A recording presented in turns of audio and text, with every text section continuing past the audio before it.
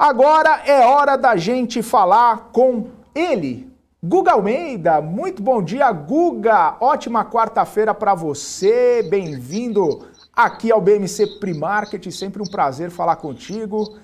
Tá viajando ainda, né, Guga? Muitos cenários novos, diferentes aqui a gente vendo, hein? Bom dia. Bom dia, bom dia. Pô, se eu pudesse mostrar para vocês aonde eu estou sentado nesse momento e a visão aqui na frente, vocês iam ficar um pouco bravos comigo, né? Então não vou nem mostrar aqui para não despertar um pouquinho de inveja branca, inveja boa. Mas estou viajando, estou aqui pelo sul, né, visitando a família. Não, mas folga merecida e visitar a família é sempre bom. E o mais importante, você está todo dia aqui com a gente, não fura. Por mais que a vista esteja bonita aí, existam distrações e existam convites para você, de repente, ficar um pouquinho a mais na cama, de repente, ficar um pouquinho mais com a família. Você está aqui no compromisso com a gente, sensacional, viu, Guga? Muito bom. Deixa eu falar uma coisa contigo aqui, Guga. Para mim isso aqui é um prazer, né, Felipe? Para mim aqui é um prazer ter, né? O primeiro porque eu acompanho o mercado todos os dias. E segundo que poder ajudar o brasileiro a pensar melhor para poder investir melhor, pô, é maravilhoso. É isso aí, satisfação pessoal também é importante, né? Ter essa satisfação de ajudar os outros e entrar aqui no Pre-Market. Guga, seguinte. Penúltimo pregão antes do Natal, parece que os investidores estão tirando o pé, a gente viu o volume de negociações cada vez caindo um pouquinho mais, né? O volume cada vez menor, cada vez menor. Você acha que a gente vai ter dias mais mornos daqui até o ano que vem? Você acha que esses últimos dias de 2021 aqui, o investidor já está de olho na paisagem e com menos olho na bolsa? Boa. Pelo que eu estou compreendendo pelos gráficos, né, me parece que sim. A gente, de fato, abandonou aquela região dos 100 mil pontos, que ele era bem tenso, né, e a gente viveu ali um período que estava dando uma dor de barriga grande para o ano de 2021. A gente abandonou aquele patamar de preço, conseguiu ter uma certa valorização, mas sempre o que acontece depois, né, Felipe? O mercado ele tem que perder a volatilidade nessa percepção macro, né? Porque a volatilidade é uma questão também relativa à base de informações, né, a base de dados que tu está pegando, então tu vai medir a volatilidade histórica de fato, né? Algumas pessoas têm a percepção, né, da volatilidade intradiária, porque está acompanhando mais de perto ali o mercado, outros têm uma percepção de uma volatilidade mais longa, né, pegando uma base maior, mas quando nós olhamos a base maior, né, como referência, é necessário que o mercado ele diminua, né, a volatilidade antes de iniciar uma nova tendência. Tomara que essa nova tendência seja uma tendência de alta, tomara que o próximo movimento consiga destravar, né, uma força compradora mais forte, né? A gente percebe aí que os investidores estrangeiros eles estão tomando posições aqui no Brasil porque estão percebendo que tem uma vantagem neste nível de preço, faz sentido alocar em Brasil, mas a gente não consegue ver o rally. A gente ainda não consegue ver o rally porque a intensidade também da saída do investidor local, tanto pessoa física quanto o investidor institucional de multimercados, foi muito intenso nesses últimos 5 meses e é compreendido por que isso está acontecendo, né? É só a gente olhar para a elevação dos juros que foram bem acima do que era esperado no início deste ano de 2021. Maravilha. Ô, Guga, e para hoje, hein? Como que você está vendo o dia, né? Com esse volume um pouco mais baixo também, mas o que a gente pode esperar do Ibovespa, né? Que ontem deu uma oscilada pequena ali, né? Só 0,46%, mas pelo menos não caiu, né? Não teve o tombo igual da segunda-feira. O que você está vendo para hoje aí, de acordo com todas essas movimentações? Vamos lá, deixa eu partilhar com vocês aqui. O que eu estou observando, né? O que eu estou olhando. Começando aqui pelo Ibovespa, tá? Comentar aqui com vocês o que eu estava falando agora há pouco, né? Nós abandonamos aquele patamar de preço que estávamos no dia 30 de novembro, que navegou ali na região dos 100 mil pontos. O mercado melhorou muito, muito, e aí vem corrigindo aqui em 2 etapas. Tá? Eu acredito que ainda tem um pouco de imbróglio neste patamar de preço que nós estamos aqui, e aí depois, quem sabe, a sequência é para ir buscar os 111, 113 mil pontos. Eu estava com a expectativa que isso pudesse acontecer neste ano de 2021, mas, como tu bem colocaste, né, Felipe, nós temos aí mais 2 pregões para o Natal e temos a semana que vem toda, né, antecipando aí a questão do ano novo, né, do final do ano. Que aconteça, né? Tomara que aconteça, tomara que se tenha essa possibilidade de ter essa movimentação, mas o meu cenário, minha fotografia é exatamente essa aqui. Um ponto importante, Felipe, o mercado, conforme for passando o tempo, né, principalmente semana que vem, primeira semana de janeiro, nós precisamos sim ter um início de um movimento de tendência novamente de alta. Se isso não acontecer, nós iremos começar a nos aproximar da janela, né, do início do aperto monetário nos Estados Unidos. E isso vai ser um momento que eu imagino que nós vamos sofrer aí uma correção muito forte dos mercados lá fora, tá?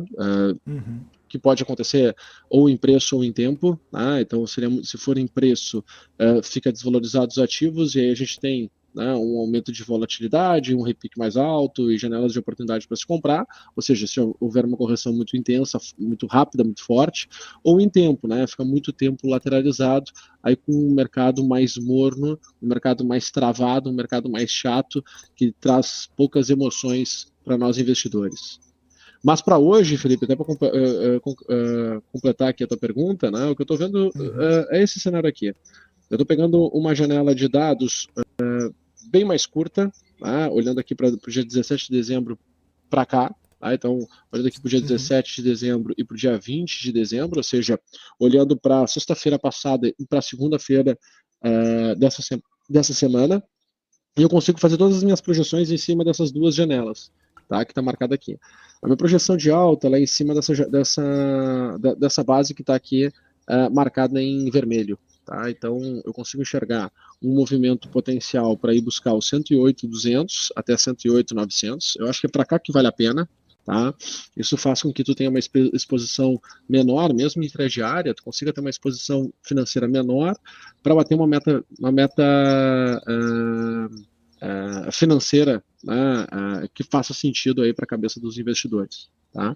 E um cenário muito positivo, continua aparecendo aqui no meu radar, lá os 111.600 pontos. Então, se o mercado fosse para lá, não ficaria surpreso, porque a estrutura do preço, né, a estrutura de comportamento do preço me permite acreditar que existe uma janela de possibilidade, apesar de ser um pouco mais remota, né, mas existe uma janela de possibilidade para ir para os 111.600 pontos. Nós não podemos esquecer que nós estamos no Brasil e tudo pode acontecer, né, de uma hora para outra. Já no cenário baixista, Felipe, e pessoal, o que eu estou enxergando é o seguinte: correção, né, ajuste, espaço para vir para os 105.900, 106 mil pontos, arredondando, né, podendo chegar até 104.530. Tá? Então essa aqui é a minha fotografia para o dia de hoje, dentro das estruturas, né, olhando para as estruturas muito menores, uma coisa muito mais pontual mesmo, do que algo mais amplo, mais demorado, mas enfim, que também tende a impactar no mercado, mas eu não estou com tanto foco para esse impacto, olhando para essa corrida final aqui de final de ano. Maravilha, Guga. E como você disse, aqui no Brasil tudo pode acontecer, embora Brasília encerrou, né? Encerrou Brasília, o pessoal já está de folga lá. Pelo menos até o ano que vem a gente não vai ter nenhuma notícia de Brasília para movimentar essa bolsa por aqui. Ô Guga, eu pedi para o pessoal acabou a novela mexicana. Acabou a novela. Agora a próxima temporada é só em janeiro. Ou fevereiro, né? Acho que é fevereiro. O pessoal não fica tão pouco tempo assim de folga, não. É só fevereiro. Guga, eu pedi pro pessoal mandar umas empresas aqui pra gente dar uma olhadinha, né? Matar um pouco da saudade do Geometria, que essa semana não tivemos, né? E não vamos ter semana que vem também. Aí a gente vai abusar de você um pouquinho. O Emerson Duarte tá pedindo para você dar uma olhada em Cyrela Commercial Properties. Aqui é SYNE3. Você já viu essa empresa, Guga? Fazia tempo que eu não via essa Cyrela Commercial Pois Properties aqui. Eu vou compartilhar já a tela, né? E aí tu vai pedindo, eu vou olhando aqui, tá? Fechou. SYNI3, NE. tá? Isso. Beleza, ok.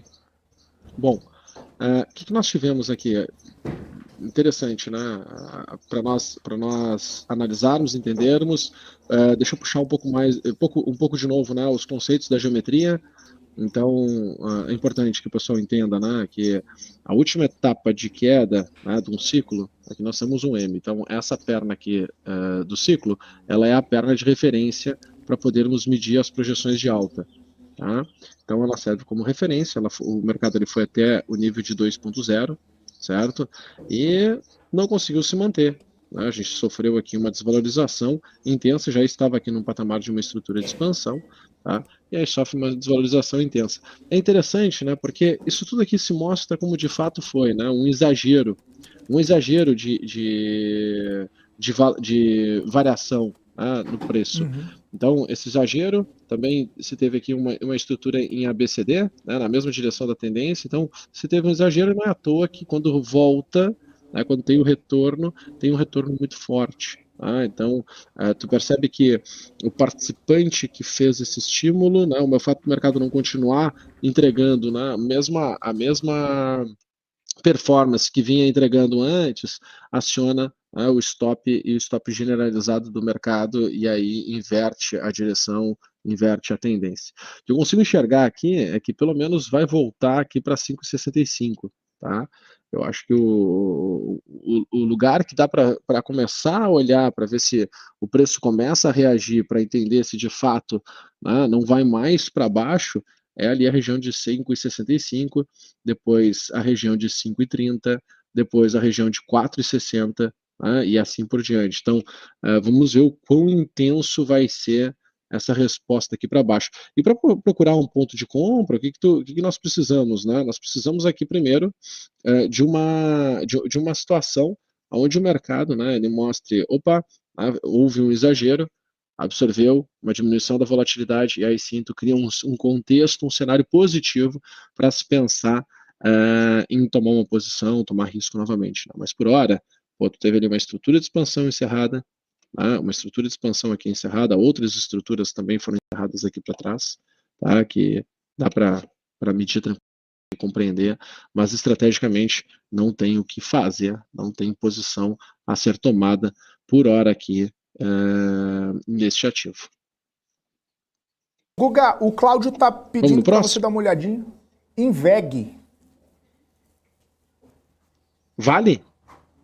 VEG. Ah, VEG, perdão, deu uma travada aqui no áudio.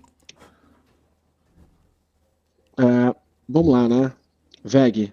Para mim, VEG, ela está realizando aquela movimentação para seguir a tendência de baixa, tá? E o pior cenário é voltar aqui para 28,60, mas VEG está aqui nessa situação para tentar seguir novamente a tendência de baixa. Espero que isso aqui aconteça em 2 etapas.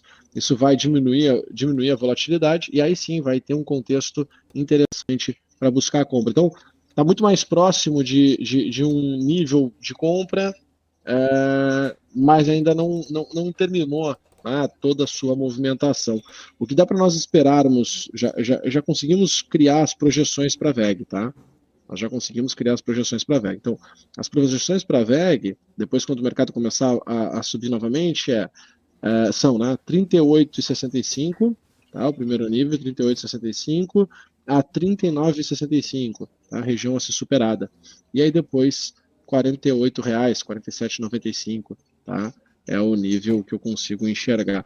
Então, é um momento para começar a ficar focado em VEG, tá, para que, quando tiver um gatilho operacional, a gente possa surfar para esses patamares de preço. E o pior cenário é voltar aqui para 28,95 e aqui sim, novamente, buscar, né, um ponto de compra, mas daí com um contexto, né, se por um acaso acontecer, um contexto onde vai ter terminado um grande ciclo de baixa que iniciou no início deste ano de 2021.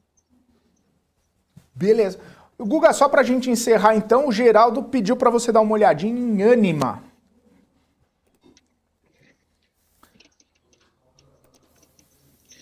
Anima. Vamos lá. Muito parecido com o VEG, tá? Só que olha só, diferentemente de VEG, a Anima foi lá na região para fechar o ciclo, né, em 6,35. Então, se nós entrarmos no gráfico e olharmos um movimento mais de curto prazo, nós já enxergamos o que é esse primeiro ciclo de alta, né? Tá aqui o W, ó, a estrutura em W. Estou sempre olhando as estruturas em M's e W's. Tá? Então terminou a primeira estrutura em W, o mercado está passando aqui por um processo de correção, e aí depois provavelmente vamos continuar a tendência de alta. Tá?